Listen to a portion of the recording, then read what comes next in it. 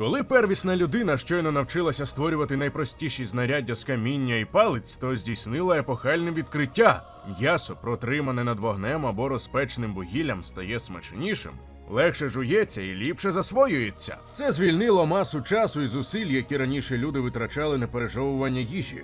Швидко перетравлена їжа давала багато енергії, якої вистачало на важливі справи. Наприклад, на роздуми. Адже мозок – це надзвичайно енергоємний орган, який потребує величезної кількості калорій. Вітаємо! Ви на каналі Історія на тарілці, де ми говоримо про їжу, історію, культуру та їх взаємозв'язок. Попереджаємо! Нас не можна дивитися на порожній шлунок. А тепер до чергової історії.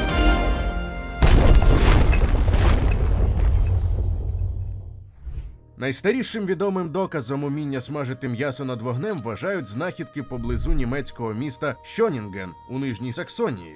У 1990-ті роки там виявили легендарні шонінгенські списи – 4 дерев'яні списи віком приблизно 400 тисяч років. Це найдавніші на світі дерев'яні знаряддя і найдавніша зброя, яку будь-коли знайшли археологи. 3 з цих списів були справжньою метальною зброєю. Довгі, тонкі, виготовлені з цільних молодих стовбурів хвойних дерев. Найцікавіше, що їх обточили так, щоб найтовстіша частина і центр ваги містилися попереду. Саме так влаштовані сучасні спортивні списи. 4-й спис налаштований інакше, центр ваги посередині. Він коротший, загострений із обох кінців, а один кінець обвуглений. Вважають, що його використовували не так для полювання, як для смаження шматків м'яса над вогнем. Тим паче, що на цій такій стоянці знайдено величезну кількість кісток оленів, бізонів, коней, тварин, на яких полювали тогочасні люди. Спочатку люди намагалися смажити тварину цілком або великими шматками, проте швидко з'ясували, що це неможливо. Зовні горить, а всередині залишається сирим. Тоді почалася епоха величних гастрономічних відкриттів, здійснених, як завжди буває, не задля розкошів, а через потребу. Виявилося, що можна тримати над вогнем величезну тушу і поступово зрізати з неї те, що вже підсмажилося. Шар за шаром. Це, власне, і є давня шаурма, а про сучасну ми маємо цікаве відео на каналі. А можна спочатку розрізати тушу на шматочки, а потім засмажити їх. Трохи пізніше люди перестали самостійно добувати м'ясо і дедалі частіше купували його невеликими порціями. Адже є ще проблема зберігання. Якщо купити відразу величезний шматок, то куди його подіти? Термін, який найчастіше зустрічався у формі шиш-кебаб, означає невеликі шматки м'яса, смажені на рожні. У країнах Кавказу, Вірменії, Азербайджані, Сакартвело це все називають шашликом. За даними Оксфордської енциклопедії їжі, у середні віки арабське слово «кебаб» означало просто смажене м'ясо. З цього первинного значення утворилися різні відгалуження. Таш-кебаб – дослівно з миски. Це тушковане м'ясо. Сих-кебаб – це м'ясо на грилі, на решітці. Шиш-кебаб або сих-кебаб – це невеличкі шматочки, нанизані на паличку. Цікаво, що слово проникло на Балкани і згодом перетворилося там через кевапі на чевапі або чевапчичі. Те, що сьогодні можуть побачити у Сербії, Боснії і інших країнах Балкан. Про які, знову ж таки, ми маємо кілька гарних відео. Обов'язково перегляньте. Слово «шампур» має суто вірменське походження. За даними етимологічного словника Макса Фасмера, слово «шампур» у значенні «рожен» запозичене з вірменської мови, де воно звучить як «шампур» або «шапур». У картвельській мові воно теж існує у варіанті «сампурі». Своєю чергою до вірменської і картвельської мов ці слова прийшли з сирійських діалектів. Найраніше літературне свідчення про слово «шиш» у тюркських мовах у гастрономічному значенні міститься в енциклопедії тюркських мов «Діван Лугат ат Тюрк». Цей усеосяжний словник склав один із найвідоміших відомих філологів – мудрець Махмуд аль-Кашгарі упродовж 1072-1074 років. Махмуд народився у столиці давньої держави Караханідів, емірату, який існував у 10-11 сторіччях і охоплював значну частину сучасної Центральної Азії, райони сучасних Бухари, Ташкента, Самарканда, Фергани. Та повернімося трошки назад. Ще задовго до появи ісламської і арабської цивілізації традиція приготування м'яса на шампурах існувала в античному світі. Є надзвичайно цінна для археологів знахідка на острові Санторіні в місті під назвою Акротірі. Там знайшли мангал із опаленої глини, який походить із 10-го сторіччя до нашої ери.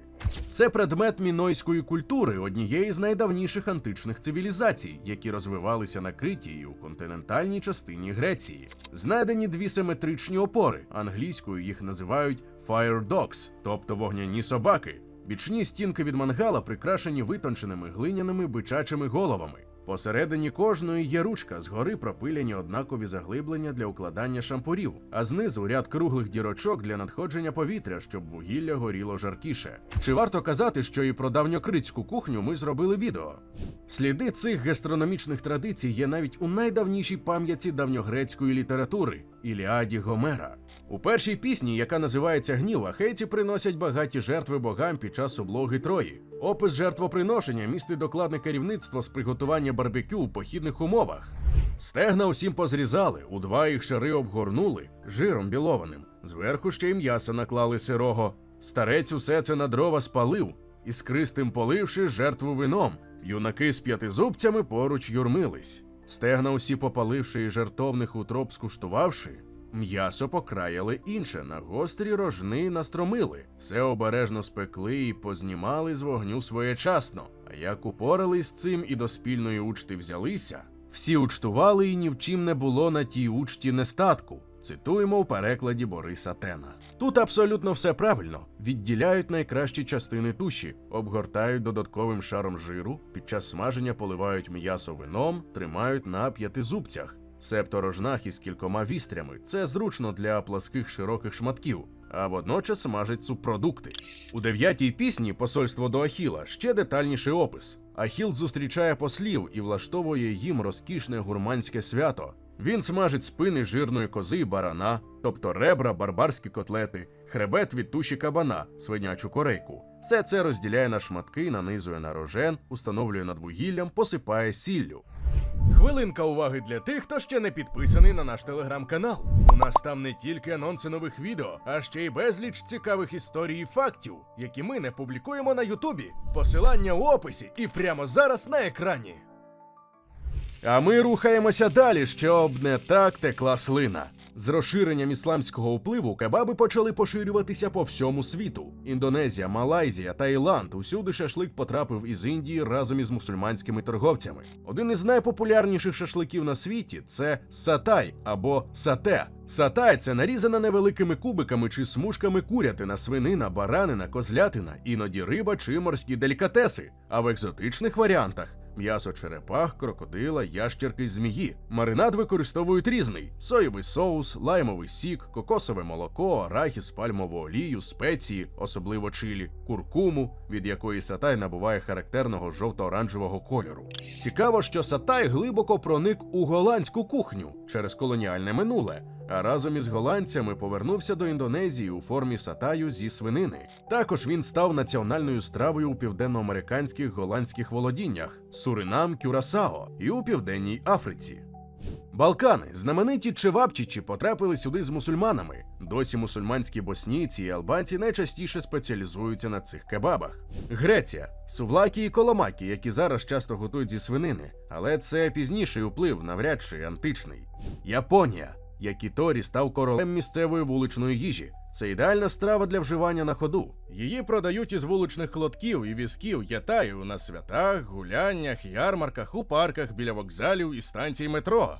Також є традиційні японські заклади ізакая, щось на кшталт японського пабу, і спеціалізовані якіторії. Японці споживають якіторі в астрономічній кількості. Від 1970-х років у Японії вельми поширилася індустрія масового промислового виробництва напівфабрикатів для якіторі у вакуумних упаковках, заморожених, навіть у консервованих банках, уже у маринаді. Справжні японські гурмани твердять, що правильні якіторі можна смажити тільки на вугіллі. Зокрема, цінують бінчотан – біле вугілля. Традиція його виготовлення з'явилася ще в епоху Едо, це початок 17-го, середина 19-го сторіч, у префектурі Вакаяма. Тепер до фінальної частини самого шашлику. Найважливіше правило – добрий шашлик удається з доброго м'яса. Якщо м'ясо поганої якості, то жодні маринади не врятують. Якщо м'ясо достатньо добре, свіже, не переморожене, то ідеальний маринад – це цибуля. Плюс трохи спецій – сіль, чорний перець, за бажанням паприка, трохи гострого перцю. Ну і самої цибулі побільше – на кілограм м'яса, кілограм цибулі. Перемішати, додавши трохи олії, поставити у прохолодне місце мінімум на 2-4 години. І все вдасться. Радуватиме вас у тисячах варіантів, які можна вигадати самостійно. Адже шашлик – це не просто страва, це давня традиція, яка об'єднала народи усіх континентів у любові до смаженого на вогні м'яса. А вас просимо у коментарях написати. Ну, ви ж таки повечеряли перед тим, як дивитися це відео.